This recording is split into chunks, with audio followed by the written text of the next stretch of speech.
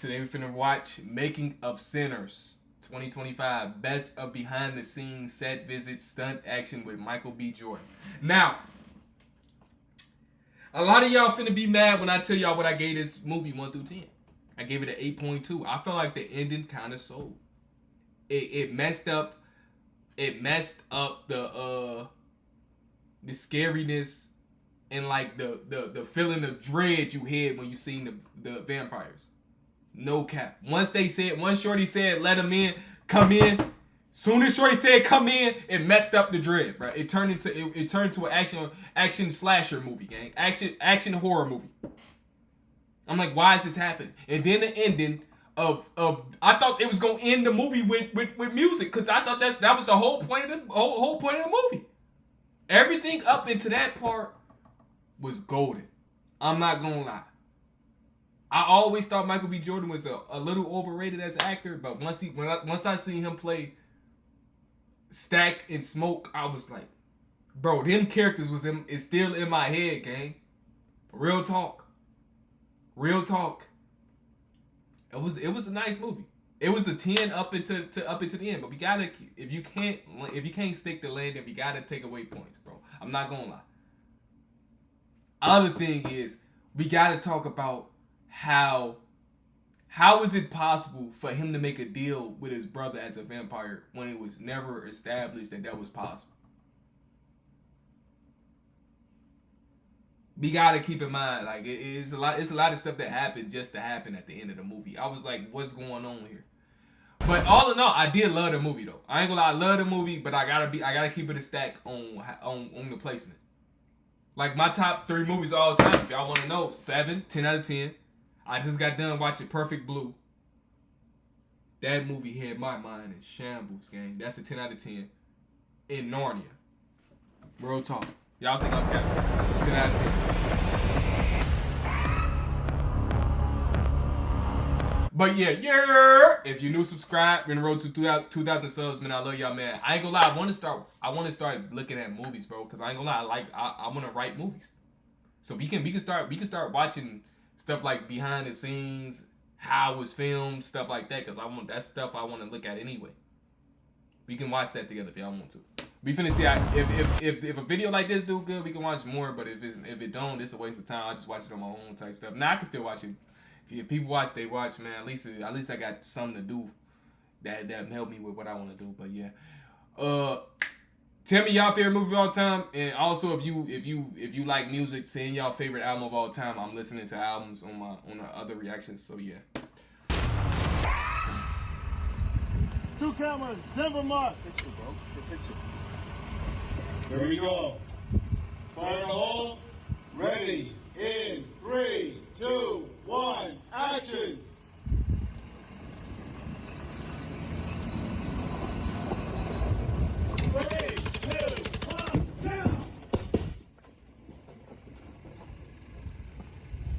I ain't gonna lie, being behind the scenes, it's kind of like seeing how a magic trick is done, bro. Cause the realism when I was in that theater, folks. I ain't gonna lie, folks.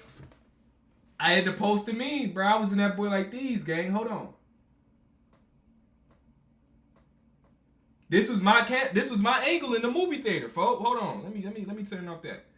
This is literally my angle in the movie theater. Real talk. Y'all think I'm capping. Can I rewind? This was my angle, folks. This is me looking at the screen. This is how I had to watch the movie, folks. Wait, let me upgrade the camera for y'all, folks. Hold on. This is literally how I had to watch the movie. This is literally how I had to watch the movie. Come on, bro.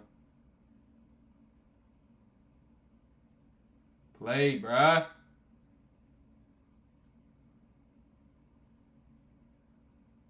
I'm in that boy like those, fool. I ain't gonna lie, but I had to do it. It wasn't as bad as I thought it was gonna be. I thought my neck was gonna hurt way more than it did, fool. Rolling. Check. Check the move.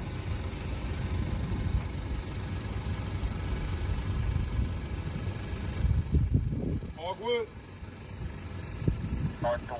But I'm gonna keep it a stack. My favorite characters in the movie was the Stack Twins. Real talk.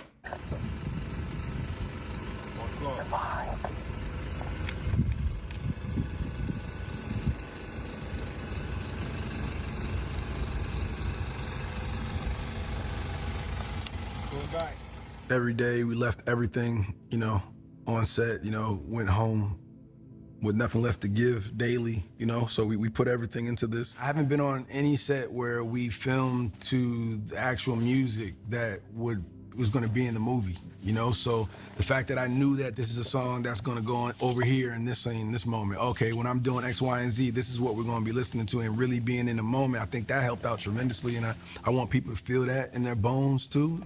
Somebody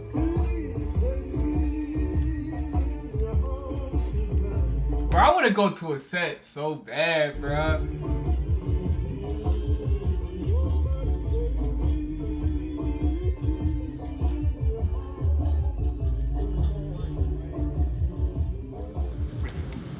We want to be on? Yeah. Here? Yeah. I've been in there trying to like feel what the frame is, just so I kind of. Yeah. I'm What about right here? I mean, I don't even think you need to be done, bro. You can go straight now. Like go straight here? Yeah. Okay. The process is kind of like going from one character to the next. Like for me, it was a lot of, you know, music and catchphrases and things of that nature. A body position or a stance, you know, that I worked through to kind of establish the two of them, and you know, locking into that, you know, day after day, you know, you start to create your own rhythm and routine. You know, Smoke bore his trauma differently. You know, he kind of closed up a bit. So, you know, Smoke is, you know, a man of few. Yeah.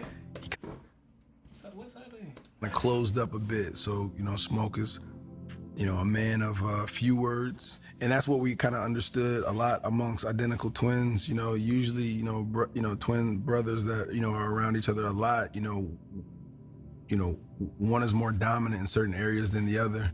You know, if you're always with your brother and you know your brother usually does most of the talking, you naturally don't talk that much because, you know, your brother's taking care of most of that. But, you know, Smoke, you know, had a heaviness to him, and Stack was a lot like. Nah, we cousins. You know, he smiled through his pain.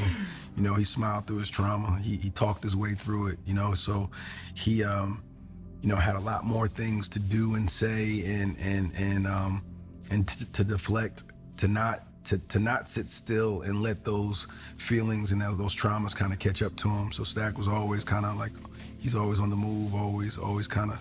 But I will say, I ain't gonna cap. One thing they should have did in this movie way more, they should have played into the Stack twins. I mean, the Smokestack twins being the reason for everybody downfall. Real talk. They came up on everybody, enticed them with the thing they wanted the most. They sins. You feel me? Mans wanted to play music instead of going to church. One of them wanted money. A lot of it was just money. I ain't gonna lie, they could have did it. Played with the sins, bro. Everybody had their sins. If somebody wanted to, you feel me? Give somebody gluttony, and then the twins play on they sins. And then they all died to the vampires because of that. I ain't gonna lie, that would have been a cold thing to do in this movie. Real talk. Fleeing from things. Scene 6, take 2. But they most definitely was the culprits on why everybody was at that spot. So I'm like, they could have played into that. The twins being everybody biggest, they devil on their shoulder, because a lot of people was talking about, nah, I don't know. And then the Stack twins would offer them something, bargain with them. You feel me? So I'm like, I was like, oh, okay, I see potential right here. You feel me? Here we go. In 3, 2, 1, action. I ain't seen nothing yet. These two gonna be playing down at the old sawmill. You know, the one right on the riverbank, right outside Clarksdale.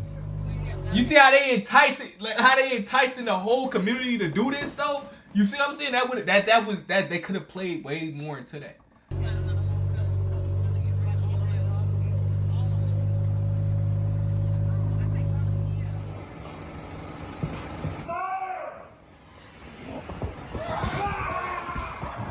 This was the worst part.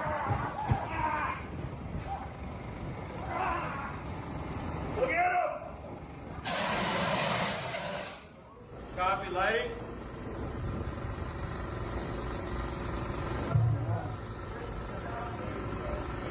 Let me check the frames. Set ready? Camera set. Here we go. In 3, 2, 1. We don't need to watch this whole thing. We just gonna see. We can fast forward a little bit when we need to. But this was like the vampires was shown. I ain't gonna lie. We could just chop it up to them not knowing it was vampires up into this moment. But I ain't gonna lie. They took away the dread of the vampires. Me seeing them be able to. It's 20 of them and they coming in and out of this boy. Just kill them. It's like 100 vampires out there, gang. And y'all can't kill 5 people? Y'all only can kill people by ambush? What's the point of me watching this? You feel me? Like I'm like, come on, dog. Come on, dog. Music most definitely should have played a bigger integral role on the downfall of the vampires at that too.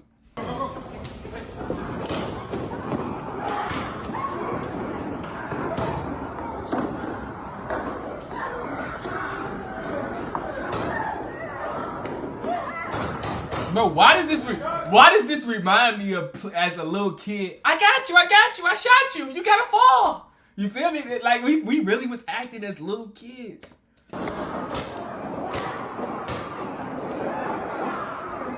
Like look at this. Look at this, bro. It's just you playing around.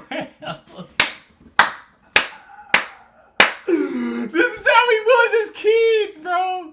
Tell me I'm tweaking.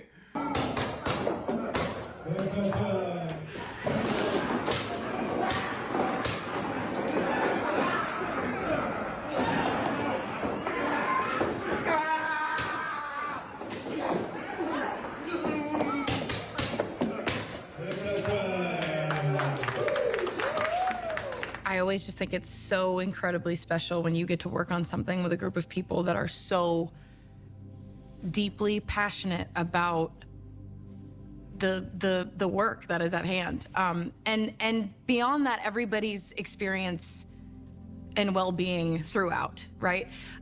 We were really in the thick of it together, all of us at pretty much every moment throughout. And I think we can all blame the bad weather that we endured for sort of keeping us there, trapping us there. And I think in ways it really served us and brought us closer. And it was just genuinely one of the greatest experiences I've ever had. And Ryan is one of the most phenomenal storytellers of all time. And to be... She was gonna say of our generation, but can we say of our time, bro? This is his first original film. We gotta give him some time, bro. We gotta give him some time. I ain't gonna lie, this was a nice movie. I ain't gonna lie, this is what the world needed. I'm tired of seeing all these IP movies all the time. I've been waiting on something like this. A part of his vision and his world is just the greatest honor. And yeah, it was something, an experience I'll never forget. Here we go. State the fan, rehearsing, recording, ready, and action. What do you like to drink? Sit down. Hey, Mary. Grace. Door's locked. Up front. Let's see what's else in here, bro. Talking about people don't want to spend time with, but I want to hear the director. These characters are larger than life. But also, if a big sell of this movie is, you know, we're going to show, you know, a generation of Americans that are often overlooked. People feel uncomfortable talking about. People don't want to spend time with. But to me, these people from this era are giants. You know what I mean? Like they towering figures. Musicians aside, just the people that endured, you know, that time to help us get to where we are now. So I was like, that's what I be thinking about too, though. The line you had to tread back then is crazy. You go too hard, you're done. You don't push hard enough, you staying where you at. I ain't gonna lie, I gotta shout out your ancestors for what they did for you, gang. Real talk. Well, it has to be shot in the most epic format. That's such a cinematic statement. When we got into it, man, we realized that just that decision, it put us on the forefront of a lot of things. It put us in rarefied air. And also, man, I love going to see movies in IMAX. And the film has such a specific look. And it's really because like nobody's really made a movie with a cast like this, you know, in a location like this with this format, you know. And Autumn and Hannah and Ruth, they have very specific ways of attacking their craft. It's just made for something extremely massive in scale, but also extremely bespoke and unique, which is, you know, what I'm all about as a maker of things, but also as a consumer. All right, Flames coming up, folks. You gotta shut out people for their passion, bro. Like artists, I love art, bro. I love it, bro. Let's go around the outside and take this one.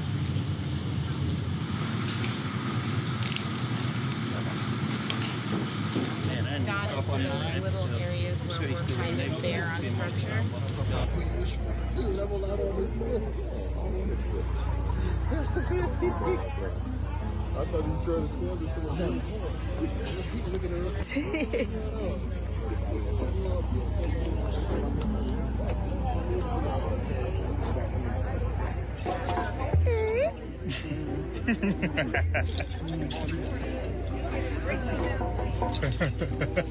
Yes. What? I'm just sweating. That's all I'm doing. Where'd you go?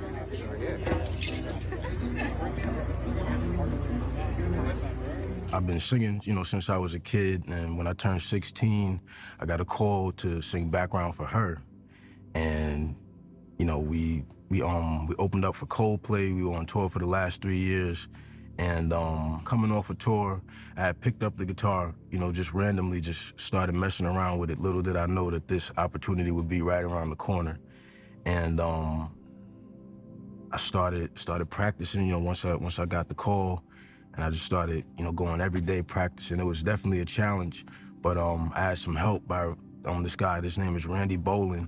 He's a great guitarist, and you know, we went to the studio every day. He taught me like the fundamentals of, you know, the guitar, and taught me how to use the slide and everything like that. And so I'm shout out him, but I ain't gonna lie, I just want to hear the